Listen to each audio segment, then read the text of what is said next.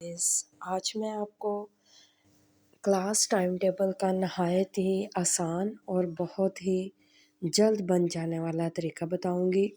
سب سے پہلے آپ نے کمپیوٹر شیٹس لے لینی ہے۔ آپ نے ایک کمپیوٹر شیٹ ایک پیریڈ کے لیے مختص کرنی ہے، اور ساتھ ہی آپ نے گلیٹر شیٹ بھی لے لینی ہے۔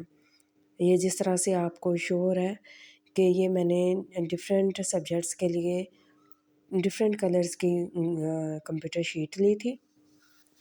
اس کے بعد آپ نے پیریڈ نمبر سب سے پہلے مینشن کرنا ہے، پھر آپ نے سبجیکٹ مینشن کرنا ہے، اس کے بعد آپ نے ٹائم کو مینشن کر دینا ہے، اس کے بعد آپ نے ٹیچر کا نیم جو سبجیکٹ کو اسٹڈی کروا رہی ہیں وہ مینشن کرنا ہے۔